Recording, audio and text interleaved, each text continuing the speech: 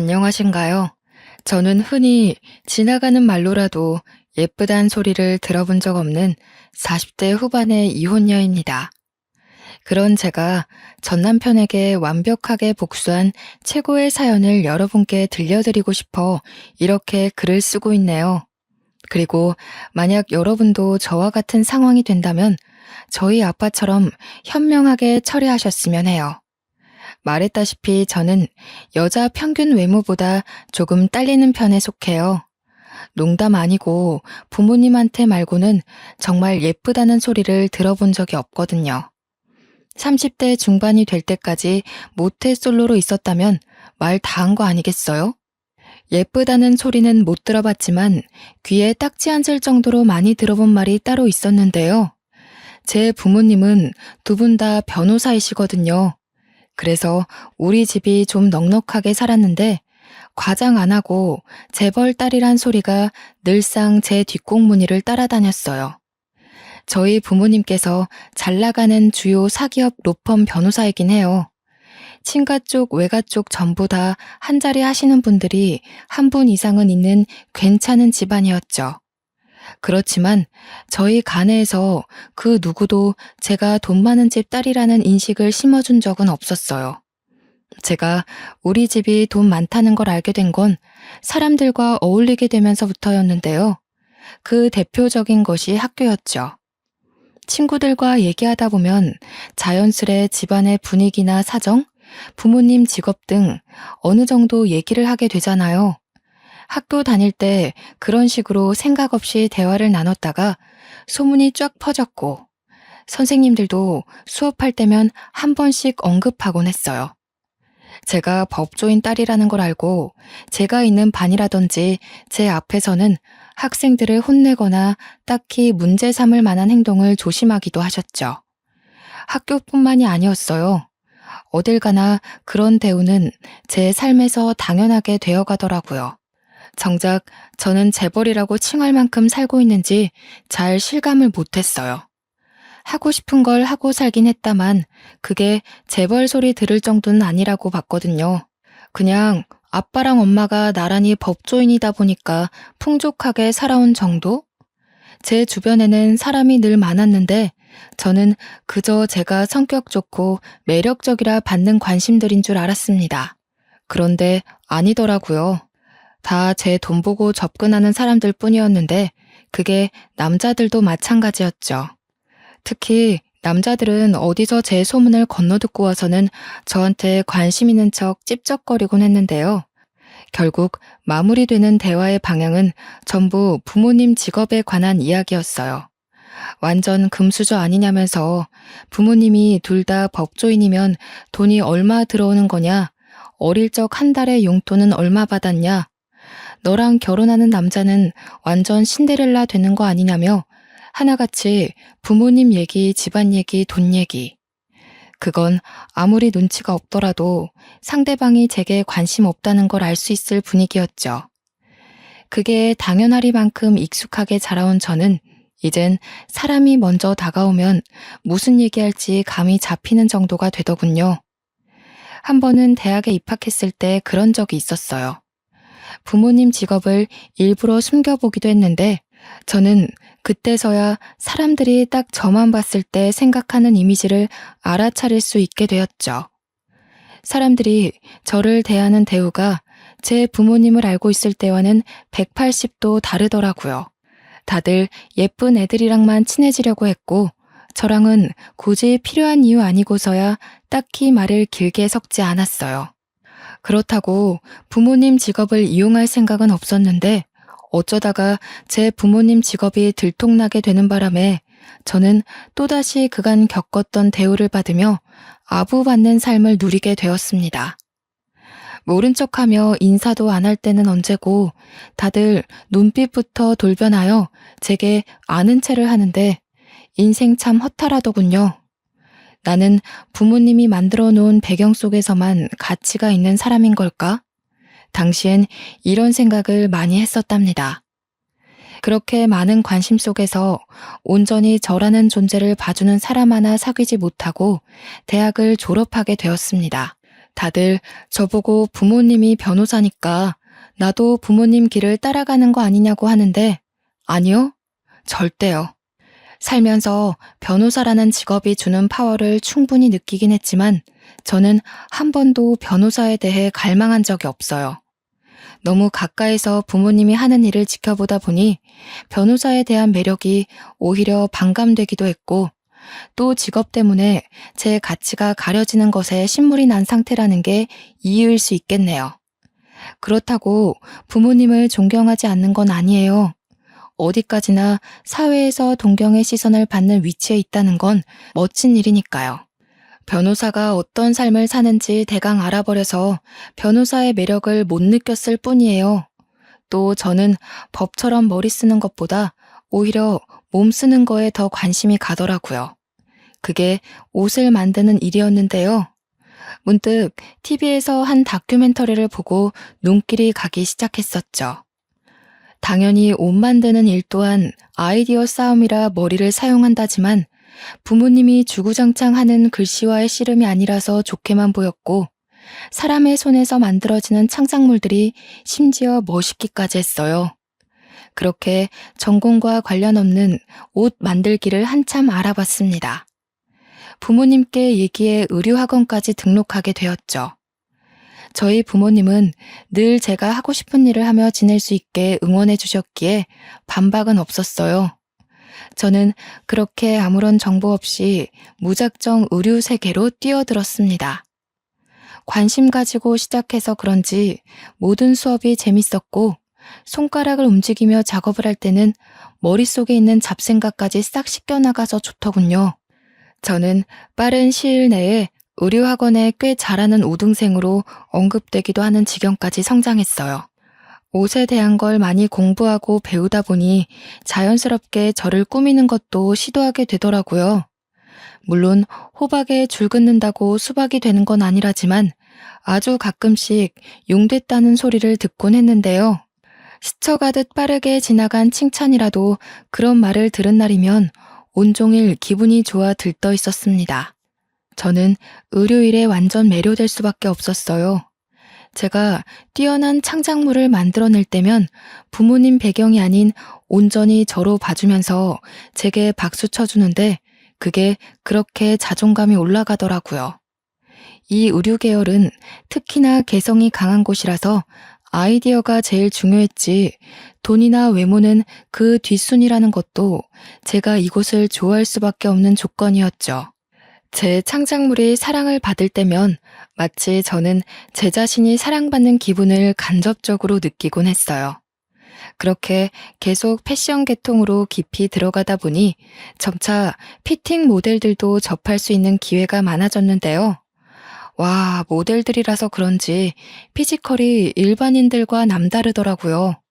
그 사람들 외모를 자꾸 훔쳐보게 되는 제 자신을 느꼈어요. 그러다 한날은 정말로 이상형인 남자를 보게 된 날이 있었는데 마침 그 모델이 제가 만든 옷을 입고 촬영을 하게 된 겁니다. 제가 만든 창작물이 어떤 구도에서 포인트가 살고 어디를 좀 더 손봐야 할지를 확인해야 되는 자리에서 저는 정작 그 모델 얼굴만 구경하느라 제대로 체크 못하는 실수를 저지르기도 했어요. 제가 의류학원을 다닌 지 꽤 되었고 어느 정도 동료들과 친해진 사이에서 자연스레 제 부모님의 배경이 수소문난 상태였는데요. 얼굴 자주 보는 사람들은 제가 잘 사는 집 딸인 줄 알고 과거 학교 시절처럼 그걸 토대로 제게 다가오기도 했지만 제가 면역이 생겨 그 정도는 가볍게 쳐낼 수 있었어요. 모델들이 제게 대하는 태도도 마찬가지였어요. 동료들 말로는 모델들이 욕망이 많다던데 그래서 제가 잘 사는 집 딸이라 잘해준 것도 있었을 거예요. 근데요, 정말 신기하게도 제가 이상형으로 봤던 모델 한 분만 저를 대하는 태도가 좀 다르더라고요. 물론 미소도 좋으시고 저한테 친절하고 배려 많았어요. 하지만 다른 사람들에게까지 같은 태도를 취한다는 거죠. 이게 아무것도 아닌 것처럼 보여도 저에게는 정말 중요한 포인트예요. 여태 저한테 잘해줬던 사람들, 특히 남자들은요, 저한테 잘해주다가도 다른 데서 본래 인성이 튀어나오곤 했어요. 그런데 그 이상형 모델은 아니었다고요. 세트장에 있는 모든 직원들에게 일관되게 친절하고 사려 깊었다니까요. 정말 빈틈없이 바른 사람이었다는 거죠. 이건 그 사람이 태생부터 좋은 사람이라는 증거예요. 그 사람도 뒤늦게 제 배경을 알게 되었지만 알기 전과 같은 자세로 저를 대해준다는 게 제가 더 빠지게 된 중점이었습니다. 외모도 훌륭한데 인품까지 올곧았고 무엇보다 저를 돈으로 보고 다가오는 사람이 아니었잖아요. 다들 제 집안 배경에 한마디씩 던질 때도 그 남자는 아무런 질문도 안 했어요. 오히려 저보고 손이 꼼꼼한 것 같아요. 이 옷 정말 제 타입이에요. 웃는 게 참 매력적이시네요. 이런 말만 하면서 저 자체를 궁금해하고 눈여겨봐주는 사람이었습니다. 살면서 이런 대접은 처음 받아봤기에 저는 어느 순간부터 남편을 짝사랑하게 되었어요. 이 남자를 놓치면 또 언제 이런 남자를 만나게 될지 몰라서 조급한 마음이 드러났던 건지 저도 모르게 제 마음을 너무 티내고 있었더라고요. 주변에서 제가 그 남자를 좋아한다는 게 소문이 났을 정도니까요. 망했다고 생각했어요. 제가 너무 티내는 바람에 그 남자가 도망갈 거라고 봤거든요. 그런데 이게 웬일이겠습니까? 남편이 부담스러워 피하기만 했는데 어느 날 일도 없는데 저를 찾아왔더라고요. 정확히는 제가 작업 마칠 때까지 학원 앞에서 기다리고 있었죠. 그러면서 그 자리에서 바로 제게 같은 마음임을 고백받았어요. 와, 진심으로 소리 지르고 싶었어요. 저는 그렇게 동화 속 공주가 된 기분으로 왕자 같은 남편과 사귀게 된 겁니다. 남편은 연애 시절에도 굉장히 좋은 남자였어요. 아무래도 저희 둘의 외모 차이가 심하다 보니 주위에서 쏟아지는 이상한 눈초리가 많았거든요. 여자가 돈이 많은가 봐 이런 소리도 들었는데요. 그때마다 제가 자존감 낮은 모습을 보이면 남편이 늘 해주는 말이 있었어요. 다른 사람 말 신경 쓰지 말라고. 자기는 외모 같은 거 중요하지 않고 자기랑 많은 것이 통하는 게 더 중요하다며 저라는 여자가 딱 자기와 결이 맞는 사람이라고 해주더군요. 엄청 힘이 되었어요. 시간이 지날수록 남편은 더 적극 표현을 해왔고요.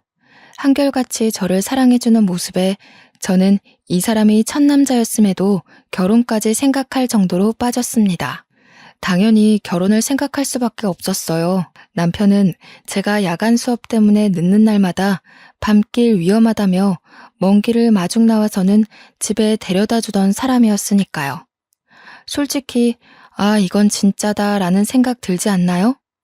제가 30대가 되기도 했고 남편에게 은근슬쩍 결혼 얘기를 한번 꺼내봤어요. 1년도 안 되게 연애 기간이 짧았는데 그땐 그저 연애 기간이 길면 이 남자를 놓치게 될 것 같은 거예요. 좀 조급했던 거죠. 말하자마자 후회했지만 역시 남편은 100점짜리 남자였어요. 자기가 먼저 말했어야 하는데 제가 먼저 청혼하게 해서 미안하다고 하는 거 아니겠습니까? 그렇게 우리는 만난 지 1년도 안 돼서 수월하게 결혼까지 꼴이나게 되었습니다. 한 번도 부자 부모를 둔 것에 어깨가 올라간 적은 없었는데 처음으로 부모님의 재력에 감탄을 했는데요. 제가 외동이었어서 그런지 부모님이 최상급의 결혼식을 만들어 주셨어요. 웬만한 사람들은 시도해보지도 못할 수준의 결혼식이 완전 최고급 루트로 쫙 진행되었거든요. 저를 돈 보고 탐냈던 남자들도 하객으로 왔는데 다들 저를 보고 농담 삼아 네 남편 완전 땡 잡았네 라며 시답잖은 소리를 하더군요. 그렇게 저는 이상형과 결혼 생활을 하게 되는 기적이 생겼습니다. 집도 차도 혼수도 우리 부모님이 하나밖에 없는 딸이라며 거창하게 퍼부어 주셨어요. 덕분에 남편과 저는 이제 막 돈을 버는 풋내기였음에도 갑부처럼 살림을 시작할 수 있었죠. 저는 결혼을 하면서 사연으로 봤던 경제적 어려움도 없었고 남편에 대한 고충도 없고 분가로 시작하는 덕에 시댁살이도 없어서 제 결혼 생활은 남편과 둘이 꽁냥대며 마냥 평탄하기만 할 줄 알았습니다. 그저 연예인처럼 멋진 남자를 남편으로 뒀다는 게 그 당시에는 성공했다고 생각했었어요. 그렇게 밖에서는 서로의 일에 충실하고 집에서는 서로를 아껴주면서 잘만 지내왔는데요. 그런데 제 부탁으로 친정의 지원을 잔뜩 받게 된 남편이 패션 계통에서 좀 더 큰 시장으로 나가게 되면서부터 뭔가 삐그덕대기 시작했어요. 남편 하는 일이 많아지면서 동시에 외박도 잦아졌는데 그게 저희 사이를 변하게 만든 겁니다. 저는 단지 제가 이제 의류회사에서 한 자리 하고 있었고 피팅 모델 정도는 꽂을 수 있는 위치가 되어서 부모님의 도움까지 받아가며 남편을 지원했던 건데 조금 후회되더라고요. 그 후로 남편 얼굴 보는 게 쉽지 않았거든요. 제 일도 야근이 많아요. 그럼에도 저는 잠은 꼬박 집에서 잤어요. 저는 제가 모델 일에 대해 많이 알고 있다고 생각했는데 남편 외박에 대해 이해가 안 되는 부분이 생기는 것 보니까 아직도 알아가야 될 게 많구나 하는 생각만 하며 넘길 수밖에 없었죠. 그러다가도 홀로 자는 날이 일주일에 4~5번이 되니까 한날은 서운해서 남편한테 칭얼거려 보았습니다. 그랬더니 남편이 나 잘 되면 당신도 좋고 장인 어른이랑 장모님께도 떳떳한 사위 될 수 있어 좋잖아. 나는 하루빨리 잘 돼서 당신이랑 처갓집에 당당한 식구가 되고 싶어.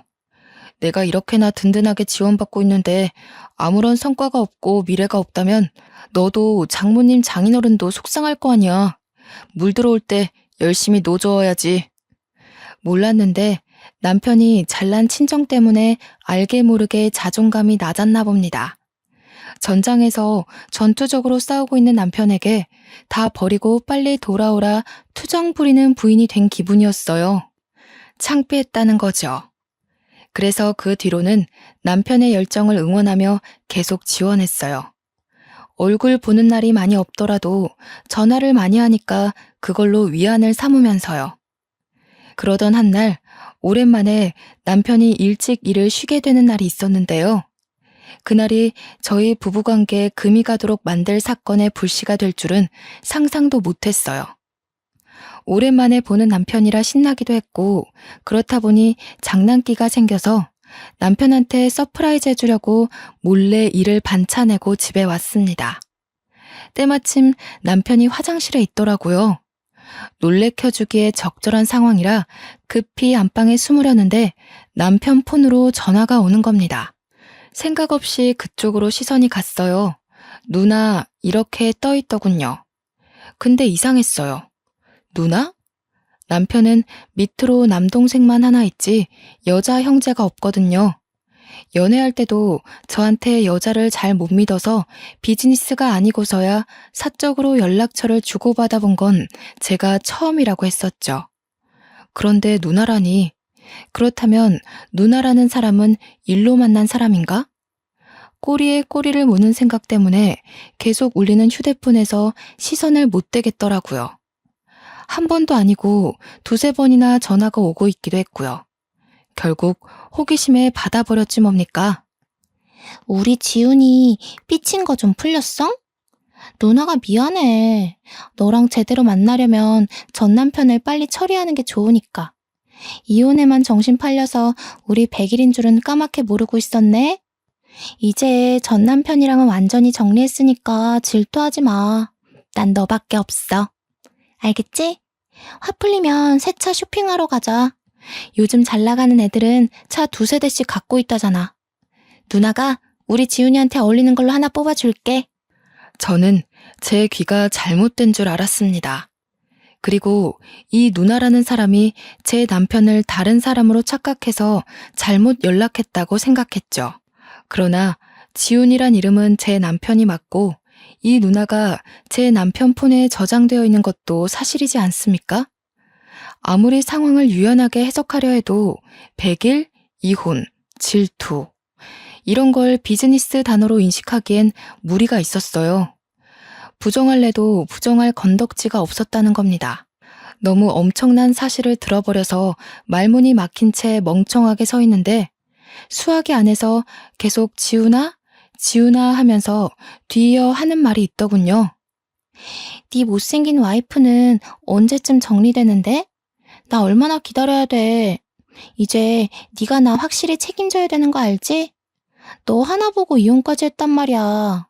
너도 빨리 이혼해서 누나 더 이상 외롭지 않게 해줘야지. 근데 내 이혼보다 네 이혼이 더 힘들 수도 있겠다. 조심해. 원래 못생긴 애들이 집념이 강하거든.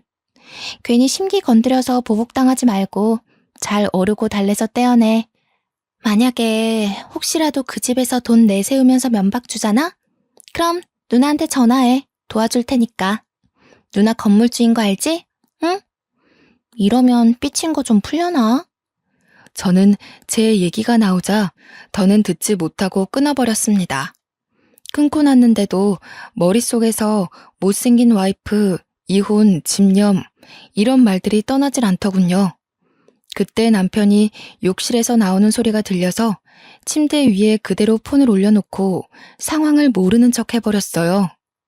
당시에는 그저 너무 당황해서 뭐든 아닌 척 해야 할 것 같았거든요. 저를 보자마자 남편이 좀 많이 놀란 것 같긴 했는데 여느 때처럼 언제 왔냐고 다정하게 물으며 보고 싶었다고 안아주더군요. 그렇게 보고 싶고 기다렸던 남편인데 누구보다 나를 사랑해주는 남편의 품에 안겼는데도 머리가 텅 비어있기만 했어요. 이게 뭐지 싶더라고요. 제가 들은 건 분명 명백한 사실이 맞아요. 그렇지만 어떤 반응을 보여야 할지 모르기에 일단 부정하는 방향으로 태도를 잡았습니다. 그 전화는 확인되지 않은 모르는 여자의 말이고 아직은 남편을 향한 일말의 신뢰를 놓기 싫었으니까요. 남편은 저한테 여전히 진심이고 잘하는데 저보고 볼 때마다 예쁘다고 해주고 결혼해줘서 고맙다고 하는데 절대 바람이 아닐 거라고 생각했어요. 그렇게 믿고 싶었던 것 같네요. 근데요, 이젠 정말 빼도 박도 못할 일을 목격하게 됐지 뭡니까?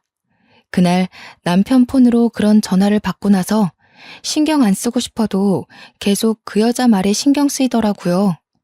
일할 때는 물론이고 언제 어디서 뭘 하든 한참 동안이나 그 전화가 제 머릿속을 지배하는 수준이었어요. 그러던 한날 회사에서 워크숍을 간다고 제가 1박 2일 집을 비우게 됐는데요. 워크숍을 갔지만 내내 컨디션이 안 좋았어요. 아무래도 그날의 일을 너무 신경 쓰는 바람에 일이나 모임에 전혀 집중을 못했고 그 때문에 끼니도 제대로 못 챙겼더니 갈수록 몸도 안 좋아지더라고요. 하늘 수 없이 양해를 구하고 워크숍을 일찍 빠지게 됐는데 여기서 제가 목격한 일이 참 충격적인 겁니다. 남편은 하도 일 때문에 외박이 많으니까 저도 일부러 집에 간다고 연락은 안 했어요. 남편의 경우 늘상 쉬면 쉰다고 말하는 사람인데 오늘 쉰다는 전화가 없었으니 당연히 집에 아무도 없다고 생각했죠. 오늘은 아무 생각 말고 푹 잠이나 자야지 하고 집에 들어갔는데 글쎄 남편 신발이 있는 거 아니겠습니까? 오늘 일 쉬나? 일찍 마쳤나? 그런데 왜 연락 안 했지? 온갖 생각이 들었지만 일단 들어가서 남편을 찾는 게 먼저라 생각했어요. 남편 목소리가 들리는데 안방 쪽이더라고요. 슬쩍 보니까 누구랑 통화 중이더군요. 나중에 성공해서 잘 나가면 다들 내 옆에 와이프 얼굴도 궁금해할 건데 그때마다 쪽팔려서 어떻게 소개하겠어. 지금 슬슬 성공 기로를 타고 있어서 조만간 이혼해도 될 것 같아. 이혼하더라도 재산 나눠 가질 게 많아서 좋지. 솔직히 그거 하나 보고 10년을 희생했는데 누나도 10년을 못생긴 배우자 보면서 살아봐라. 삶의 질이 떨어진다니까. 오죽했으면 내가 애도 안 가졌겠어. 하긴 그래. 원래 끼리끼리 살아야 되는 거야. 그래서 내일은 누나 보러 올 거야? 어제 네가 와이프랑 같이 있어줘야 돼서 못 온다고 했을 때 좀 서운하더라. 물론 네가 아직 이혼 전이라서 와이프한테 네 속셈 안 들키려고 계속 연기해야 되는 건 이해하겠는데 서운한 건 별개의 문제라고. 서운할 게 뭐가 있어. 내가 진심으로 좋아하는 건 누난데. 합의 이혼으로 가려면 와이프 너무 몰아세울 수 없어서 그래. 내 마음이 어떤지 잘 알면서 꼭 이리 귀엽게 애교 부리더라. 그리고 내일은 와이프 오는 날인데 내일까지 같이 자는 건 절대 못해. 와이프 안 그래도 얼굴 안 되는데 나이 드니까 더 못 봐주겠더라고. 누나처럼 예뻐야 매일 밤이 설렐 텐데 나 이 집에만 있으면 감정이 메말라. 남편은 그 누나라는 사람이랑 통화 중이었어요. 그걸 방 밖에서 몰래 듣고 있는 제 처지가 참 비참했죠. 부모님이 준 내 집인데도 마치 객식구인 것 마냥 숨죽인 채 모습을 감추고 있는 것이 참 제가 생각해도 못났더라고요. 정말 충격의 연속이었어요. 그렇지 않아도 지끈했던 머리가 더 아파오는 지경이었습니다. 저는 그대로 집을 나와버렸어요. 그마저도 남편이 제 소리를 들을까봐 도둑고양이처럼 발소리를 죽이고 나왔죠. 집을 나왔는데 너무 배신감이 치가 떨려서 한동안 아무것도 할 수가 없더라고요. 대문 앞에 가만히 서 있다가 결국 생각해낸 것이 친정을 찾아가는 것이었습니다. 부모님은 당시 두 분 다 야근 중이셨는데 제 전화를 받고 급히 집으로 복귀하셨어요. 아이를 안 가진 이유가 뭐? 10년간 참고 산 게 뭐? 뭘 뜯어먹는다고? 내 이 자식을 그냥 절대 이대로 못 둬. 감히 겁도 없이 법조인 처가를 두고 사기 행위를 벌여? 김서방도 알 거 아니야. 너희 엄마가 이혼 전문 변호사라는 걸. 그걸 알고도 그런 강큰 짓을 한 거면 그 대가가 얼마나 무서운지 겪게 해줘야지. 김서방 참 용감하기도 하네. 넌 왜 진작에 말 안 했어? 언제부터 혼자 그렇게 알았던 거야? 며칠 됐어. 솔직히 나랑 남편이 한 이불 덮고 산 세월 벌써 10년이잖아.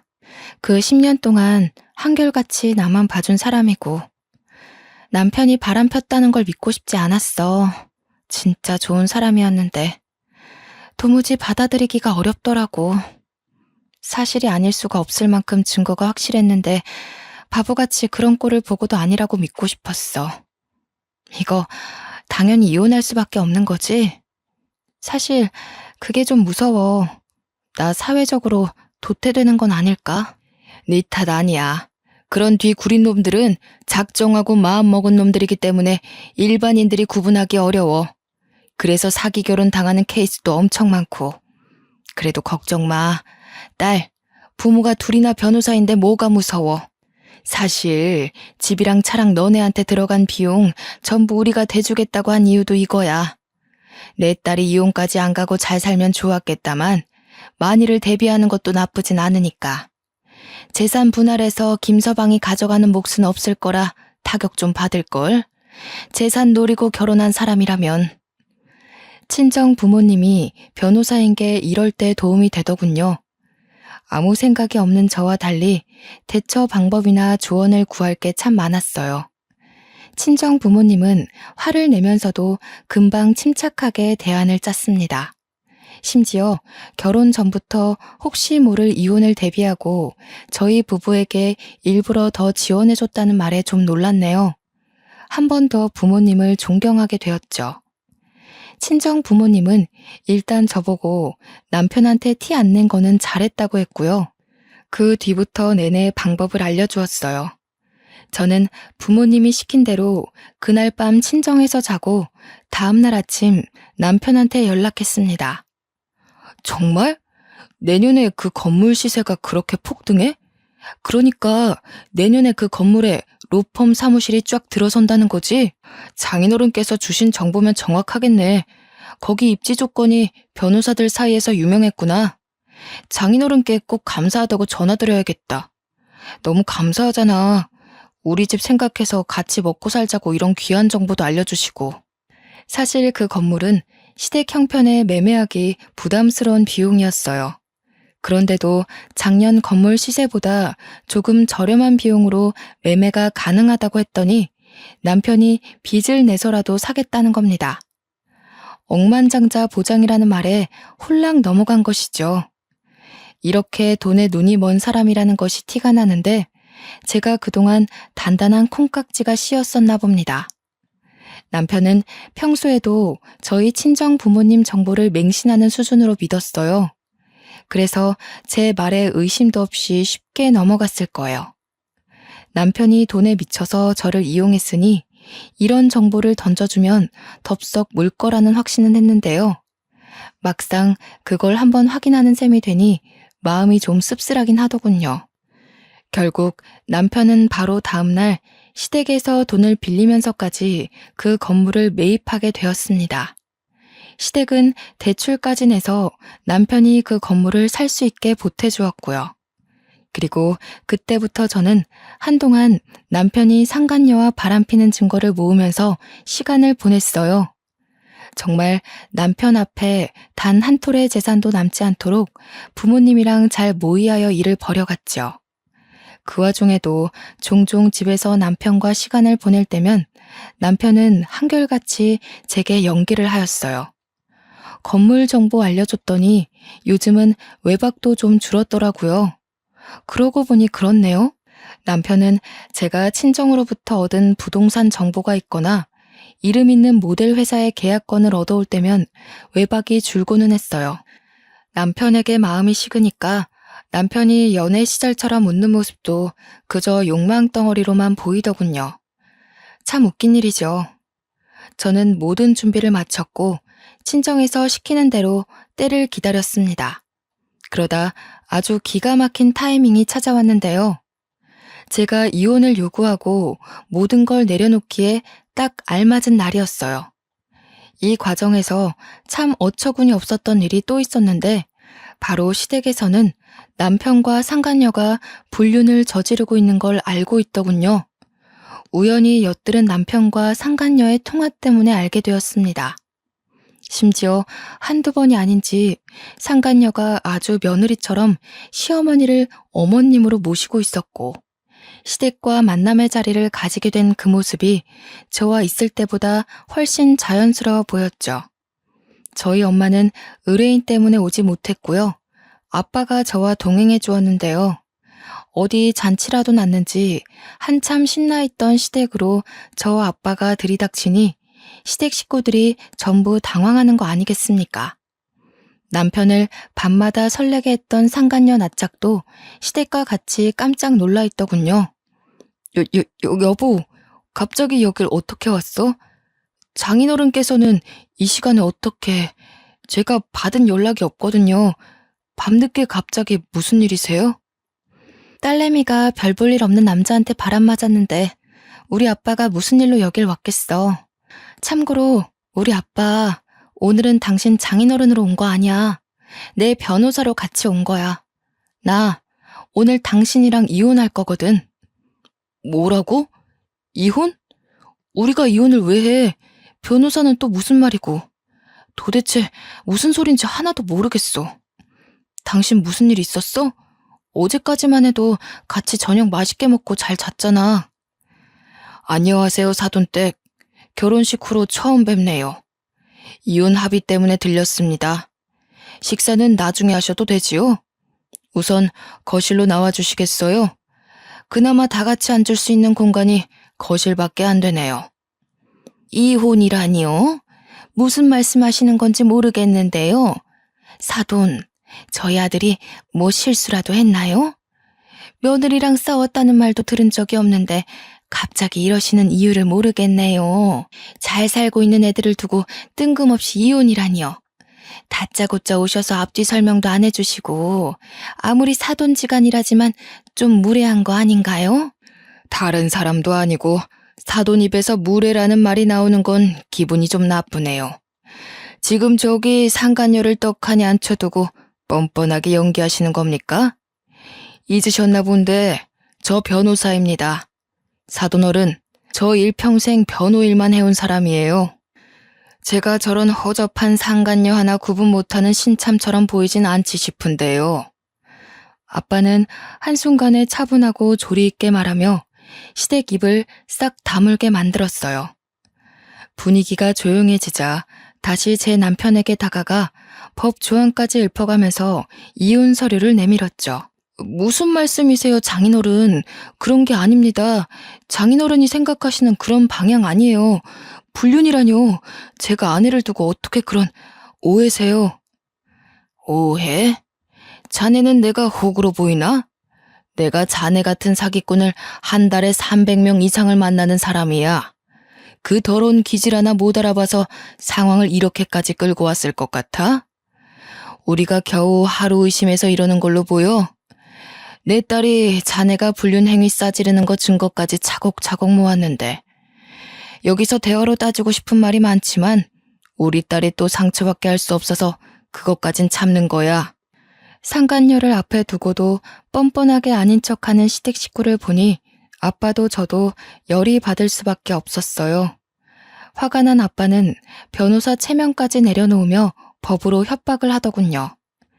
시댁 전체를 거짓골로 만들고 싶지 않으면 당장 합의 이혼 진행하자고 겁을 준 거죠. 아빠가 협의 절차를 줄줄이 설명하다가 재산 얘기까지 뻗쳤는데 시댁은 정말 겁을 먹고 꿀먹은 벙어리가 되어 있었습니다.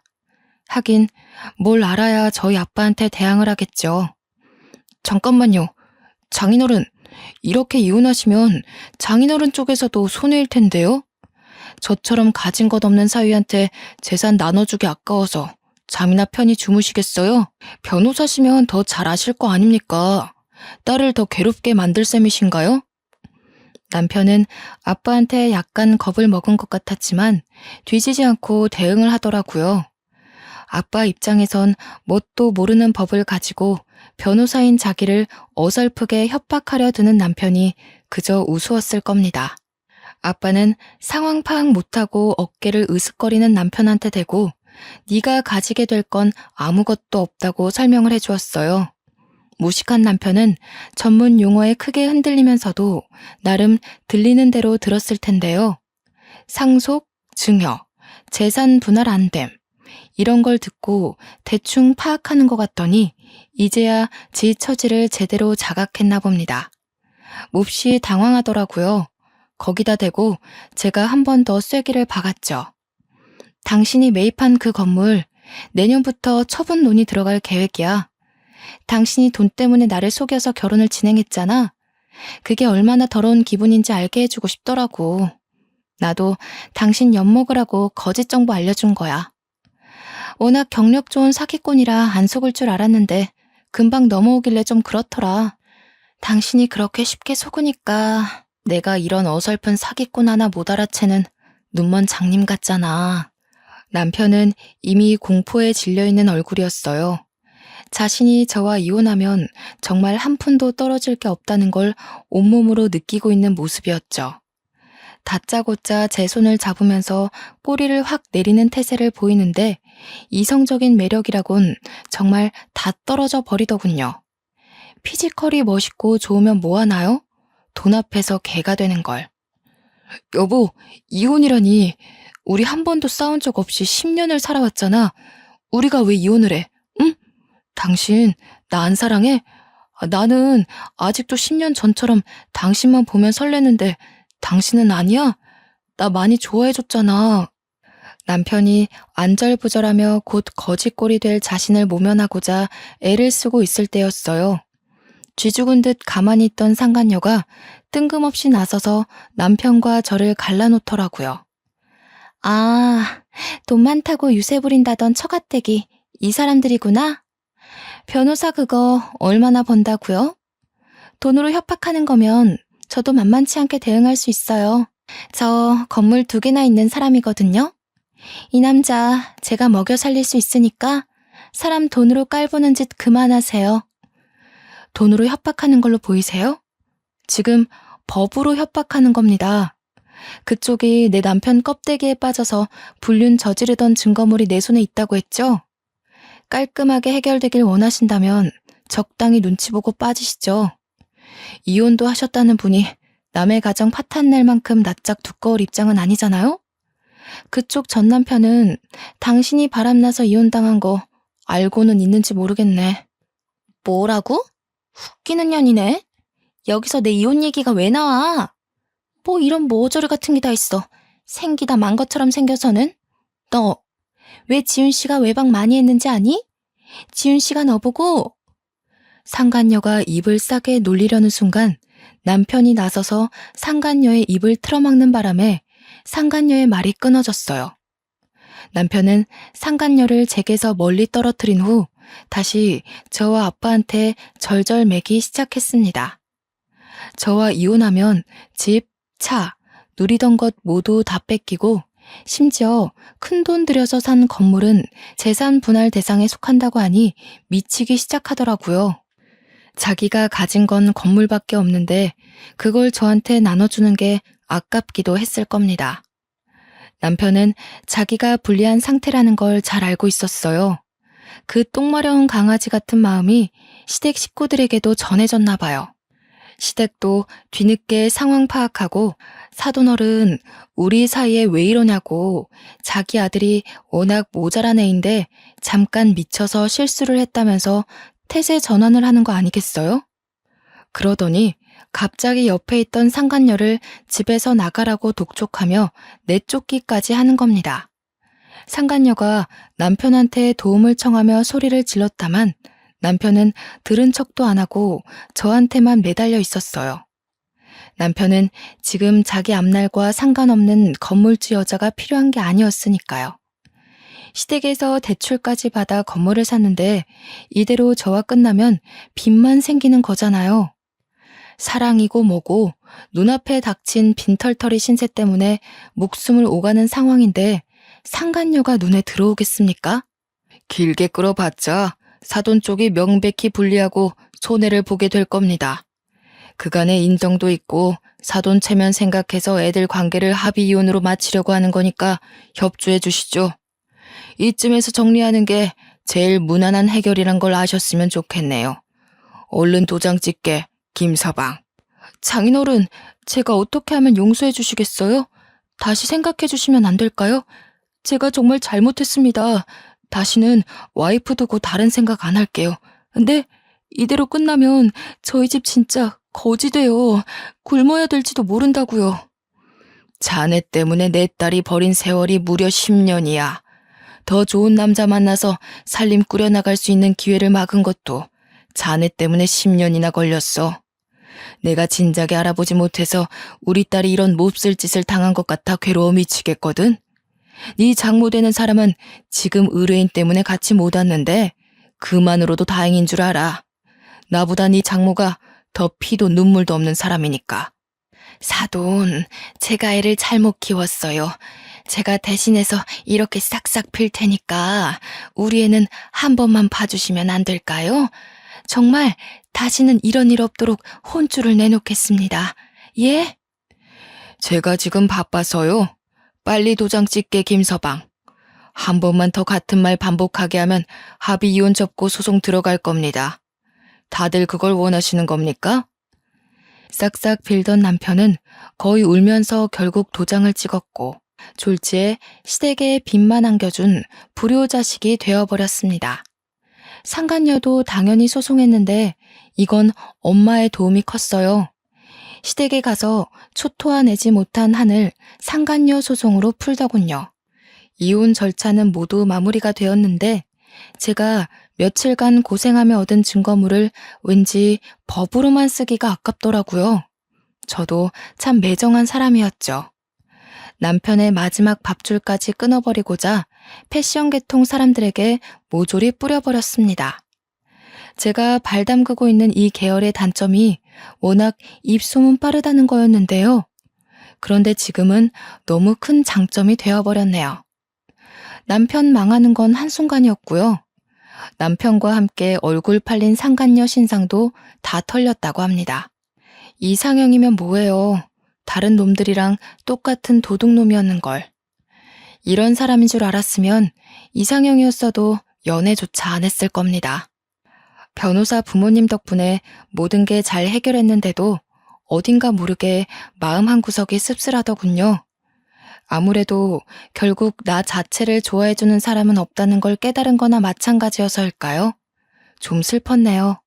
상황이 불같았던 만큼 잊혀지는 것도 한순간이더라고요. 시끄럽던 제 주위가 빠르게 식는 덕에 일상이 제자리를 찾았어요. 그렇게 저한테 진심으로 다가와줄 남자는 결국 없는 건가 싶어 반 포기하며 지내던 중이었는데요. 제가 너무 공허해 보였는지 아빠가 한날 중견 변호사 한 명을 소개해 주는 겁니다. 딱히 연애를 하고 싶었던 건 아니었는데 아빠 생각해서 그냥 자리에 나가봤어요.